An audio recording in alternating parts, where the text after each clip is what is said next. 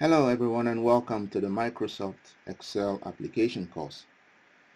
In today's course we will continue looking at the components of Microsoft Excel environment or Windows. So I will pull up one of our workbook which we opened and we will continue from there. So we already explained the title bar, the menu bar, the groups and commands. Today we will be, talking about workbook. So when you open Excel, the first thing that comes up is a workbook, which is basically what you see here. In MS Word, it's called a document. In Microsoft Access, it's called a database. So here it's a workbook, and that's why the title bar tells you Book 1 or Workbook 1. Now, a workbook contains worksheet. If you look here, what you will find here is the worksheet area, and a worksheet is made up of cells, these boxes. Each of the boxes is a cell, and cells can be addressed or they can have an address.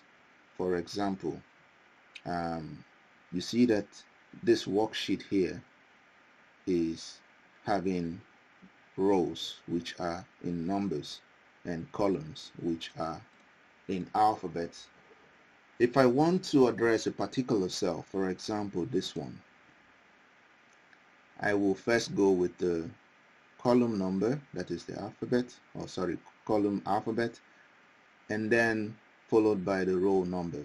So this will be A1, so this will be cell A1, and if I do this, this will be cell E3.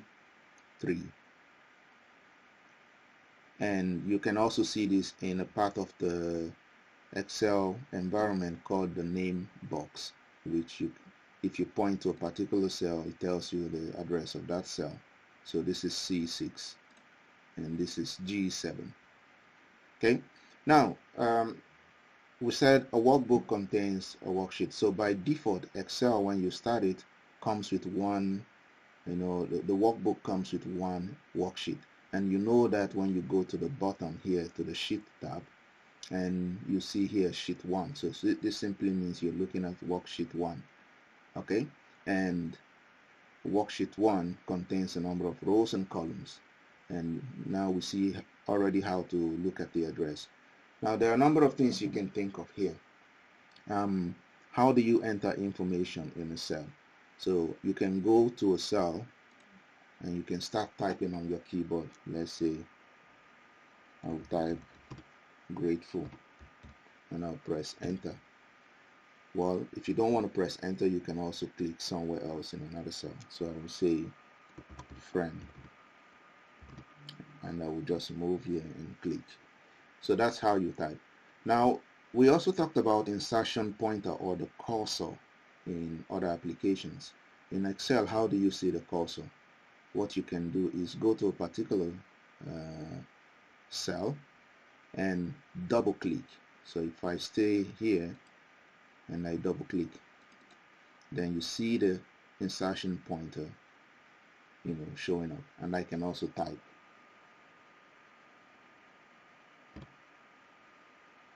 Let's see, let's type gold, and then we can click somewhere else. So, and that's about the insertion pointer. If you double click, you can see it, you can type, and when you're done, you press enter or you click somewhere else. So that's about the insertion pointer, or what we call the cell pointer in Excel. And then the cell, and when we talked about cell having columns and rows, so for example, grateful is in address B2. Now there's also what we refer to as a column head. So for example, I have column A, column B, column C, column D. The head of this column A is at the top here where you have the letter A, and the same way B, this is the head. If I go to the cell below the head, you see a white cross. But if I go to the head, you see an arrow pointing down. If I click on the head, I select every cell below that header.